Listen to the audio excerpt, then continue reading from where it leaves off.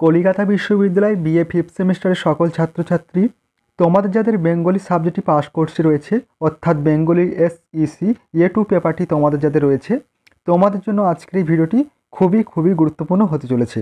কারণ আজকের এই ভিডিওটিতে তোমাদের জন্য বাছাই করা খুবই গুরুত্বপূর্ণ দুটি 10 নম্বরের কোশ্চেনের অ্যান্সার নিয়ে আলোচনা করব। কোশ্চেন দুটি ছিল দেখো।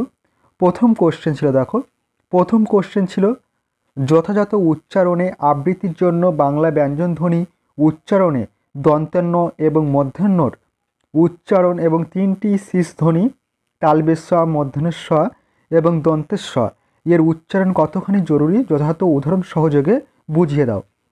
মোস্ট ইম্পর্টেন্ট একটি 10 নম্বরের কোশ্চেন। দেখো প্রথম কোশ্চেনের অ্যান্সারটি দেখে নাও। দেখো উত্তরে বলা হয়েছে আবৃত্তি বাংলা ভাষার সৌন্দর্যকে আরও স্পষ্ট করে তোলে, আর এই সৌন্দর্যের মূলে রয়েছে সঠিক উচ্চারণ। আবৃত্তিকে সঠিক উচ্চারণের গুরুত্ব অপরিসীম।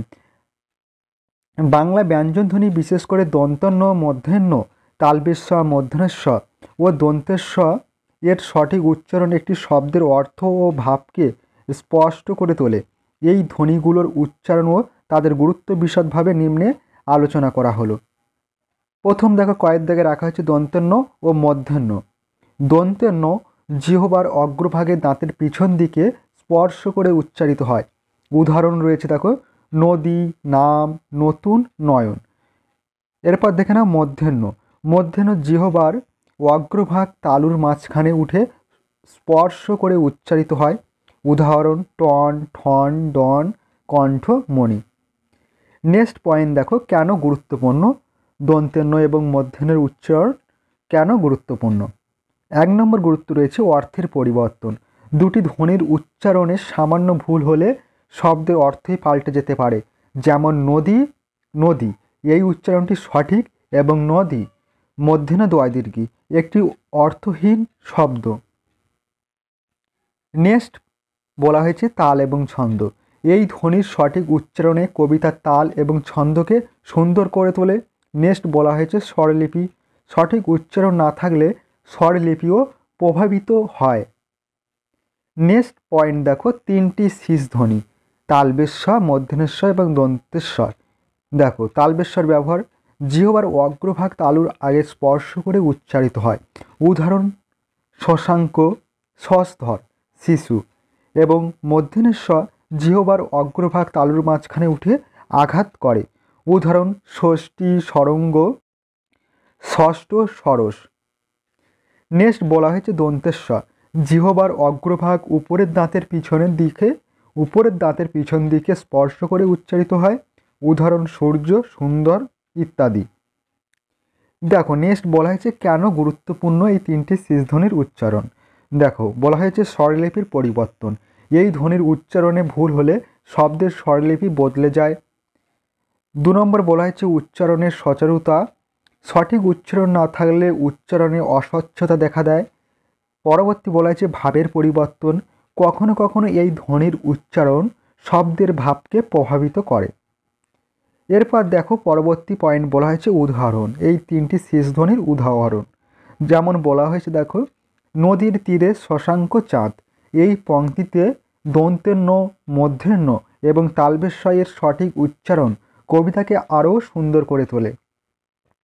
দ্বিতীয় উদাহরণ বলা হয়েছে ষষ্ঠী তিথিতে সূর্য উদয়। এই বাক্যে মধ্যাহ্নস্বর এবং দন্তেশ্বরের সঠিক উচ্চারণ বাক্যটিকে স্পষ্ট করে তোলে। সর্বশেষ পয়েন্ট দেখো বলা হয়েছে উপসংহার। বলা হয়েছে বাংলা ব্যঞ্জনধ্বনির সঠিক উচ্চারণ বিশেষ করে দন্ত্যান্ন, মধ্যাহ্ন এবং 3টি শীষ ধ্বনির সঠিক উচ্চারণ আবৃত্তির ক্ষেত্রে অত্যন্ত গুরুত্বপূর্ণ। এটি শুধুমাত্র কবিতা বা গদ্য পাঠকে সুন্দর করে তোলে না, গদ্য পাঠকে সুন্দর করে তোলে না, পাঠককেও আরও ভালোভাবে উপভোগ করতে সাহায্য করে। এই ধ্বনিগুলোর সঠিক উচ্চারণ শব্দের অর্থ ভাবকে স্পষ্ট করে তোলে, শ্রোতাকে মুগ্ধ করে এবং ভাষার সৌন্দর্য বৃদ্ধি করে। এই ছিল তোমাদের প্রথম কোশ্চেনটির অ্যান্সার। মোস্ট ইম্পর্টেন্ট একটি কোশ্চেন। তোমরা অবশ্যই কোশ্চেনের অ্যান্সারগুলি খাতায় নোট ডাউন করে নিও এবং ভিডিওটি ভালো লেগে থাকলে অবশ্যই ভিডিওটিতে একটি লাইক প্রদান করো এবং এই ভিডিওটি তোমাদের বন্ধুদের কাছে বেশি করে শেয়ার করে দিও। দেখো নেক্সট কোশ্চেন ছিল 2 নম্বর কোশ্চেন। শব্দের সঠিক উচ্চারণ ও আবৃত্তি চর্চার সম্পর্ক কী? 5টি উদাহরণ দিয়ে বিষয়টি বুঝিয়ে দাও। মোস্ট ইম্পর্ট্যান্ট একটি 10 নম্বরের কোশ্চেন। দেখো উত্তরটি দেখে নাও। উত্তরে বলা হয়েছে প্রথম পয়েন্ট, শব্দের সঠিক উচ্চারণ ও আবৃত্তি চর্চার সম্পর্ক। শব্দের সঠিক উচ্চারণ এবং আবৃত্তি চর্চার মধ্যে গভীর সম্পর্ক রয়েছে। আবৃত্তি শুধুমাত্র কোনো লেখা পাঠ করা নয়, বরং তা হৃদয়ঙ্গম করে শ্রোতার কাছে উপস্থাপন করা। আবৃত্তি চর্চার মূল লক্ষ্য হলো কোনো লেখা বা কবিতাকে স্বরসতিতে ফুটিয়ে তোলা। আর এই কাজটি সফলভাবে করার জন্য শব্দের সঠিক উচ্চারণ জানা অত্যন্ত জরুরি। শব্দের সঠিক উচ্চারণ কেন গুরুত্বপূর্ণ?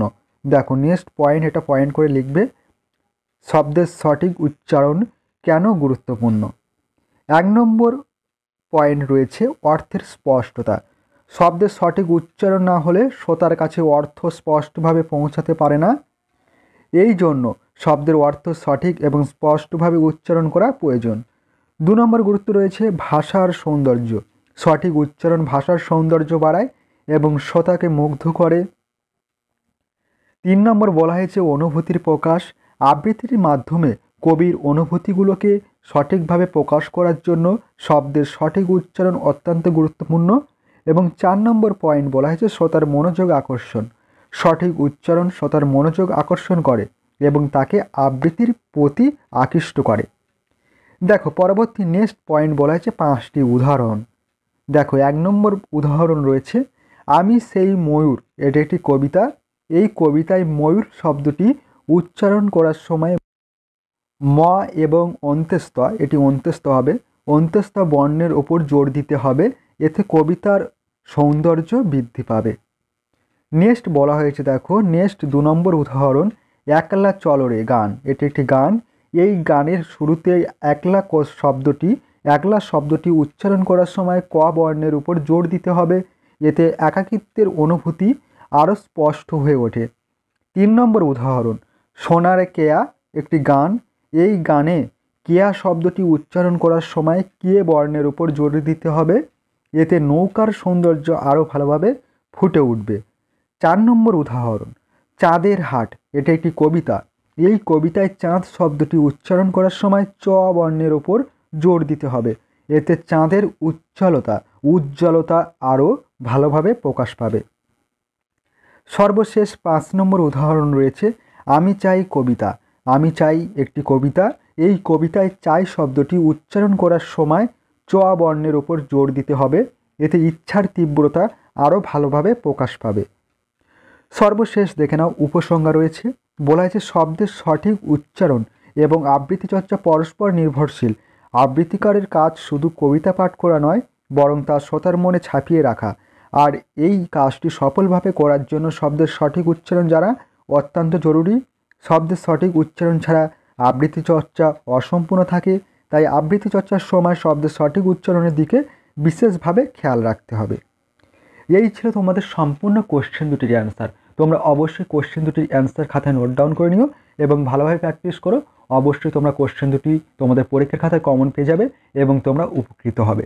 পূর্বে আমি তোমাদের এই সাবজেক্টের উপর থেকে অনেকগুলি বড় কোশ্চেনের অ্যান্সার সহ ভিডিও নিয়ে আলোচনা করেছি। তোমরা যারা এখনও পর্যন্ত সেই ভিডিওগুলি দেখোনি, অবশ্যই তোমরা এই চ্যানেলে গিয়ে দেখে নিও। অবশ্যই তোমরা উপকৃত হবে এবং এই ভিডিওটি তোমাদের বন্ধুদের কাছে বেশি বেশি করে শেয়ার করে দিও। ভিডিওটি আজ এই পর্যন্ত। তোমাদের সঙ্গে দেখা হবে পরবর্তী নেক্সট গুরুত্বপূর্ণ ভিডিওটিতে।